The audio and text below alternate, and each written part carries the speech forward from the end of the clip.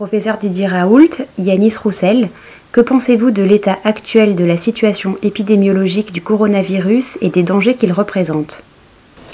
Bien, écoutez, on a plus de cas en France, c'est évident. En même temps, on a plus de recul.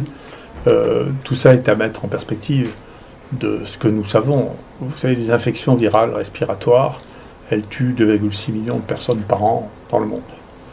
En France, quand ça a été analysé pour une mauvaise année, qui est l'année 2017, pour laquelle on a même conclu à la fin qu'il y avait une diminution de l'espérance de vie à cause d'une surmortalité importante pendant les mois d'hiver qui est attribuée au virus respiratoire. On avait estimé qu'il y avait une surmortalité de plus de 60 000 personnes pendant cette époque-là qui était due au virus respiratoire. Donc c'est pour mettre en perspective ça, quand tous les jours la presse annonce il y a un mort de plus, un mort de plus, avant d'arriver à faire changer les statistiques de mortalité sur les infections respiratoires, il faudra en faire beaucoup. Donc moi je ne fais pas de prédiction parce que ce n'est pas ma nature, il y a des gens pour ça, mais globalement la chance qu'il y ait une augmentation visible au niveau du monde, au niveau de la France, de la mortalité liée aux infections respiratoires, incluant ce coronavirus, est proche de zéro. Je ne crois pas qu'il y aura plus de morts par infection respiratoire. Les infections respiratoires que l'on voit, qu'on commence à voir, ne sont pas par nature ni plus graves, ni moins graves, ni différentes de ce qu'on voit avec les 20 virus respiratoires qui circulent déjà. Et donc son devenir, soit il deviendra le 21e virus respiratoire qui sévira pendant la saison froide, soit il disparaîtra purement et simplement comme le SARS ou s'arrêtera à des zones limitées comme le MERS coronavirus. Est-il plus dangereux que les autres coronavirus? Alors à l'IHU Méditerranée Infection, nous avons un laboratoire de diagnostic qui en routine analyse des prélèvements de patients hospitalisés à Marseille. Et ce que nous pouvons constater depuis que nous mettons en place des analyses systématiques depuis le début de 2020 concernant le coronavirus, c'est que 543 prélèvements ont été testés positifs à une souche de coronavirus qui circule en Europe, les cas de souches étant la souche HKU1, la souche E229, la souche OC43 et la souche NL63. Et parmi ces 543 patients testés positifs, il y en a 2 qui sont décédés. Et auparavant, nous testions déjà les coronavirus. Et de la même manière, nous avons eu en tout 770 prélèvements positifs entre 2013 et 2019 sur le coronavirus, avec 8 patients qui sont décédés. Tout ça nous permet de dire qu'il y a une mortalité qui est autour de 0,8% des coronavirus européens qui circulent en Europe. Et cette mortalité est à comparer au 1,3% qui représente la mortalité du coronavirus chinois dans les pays de l'OCDE. Parce que les maladies et les infections respiratoires, le pronostic des infections respiratoires dépend de la qualité de soins, de la qualité des soins et de l'accès aux soins dans les pays dans lesquels ils sont diagnostiqués. Et ce que l'on constate, c'est que dans les pays développés, la mortalité du coronavirus chinois n'est pas particulièrement différente de la mortalité des coronavirus qui circulent habituellement et qui sont très répandus en Europe.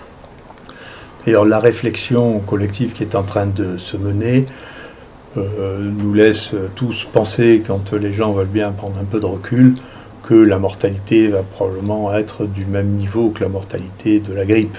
Donc ce n'est pas quelque chose qui est particulièrement impressionnant. C'est contagieux, ça n'a pas la même contagiosité en fonction des endroits, parce que on commence à le voir chez les gens qui ont cette maladie, pas nécessairement les plus malades. Il y a des gens qui excrètent des milliards de particules virales. Ceux-là sont contagieux.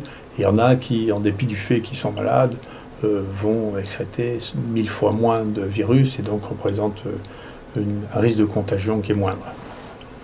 Quelles sont les perspectives de traitement désormais?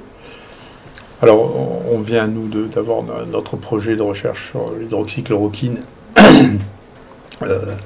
accepté et qu'on met en place, avec 2 objectifs. Un, améliorer la prise en charge clinique qui est pour les patients qui présentent une pathologie qui sont relativement graves, et d'autre part, voir si on arrive rapidement, parce que c'est ce que les Chinois ont dit, à faire diminuer le portage viral. C'est-à-dire quand le portage viral naturel se situe apparemment aux alentours de 12 jours, M. Zong a rapporté que sous chloroquine, le portage viral était réduit à 4 jours. Et donc on espère confirmer ces données parce que ça permettra en particulier pour ceux qui sont porteurs de quantité de virus considérables de diminuer cette charge virale et le risque de contamination secondaire.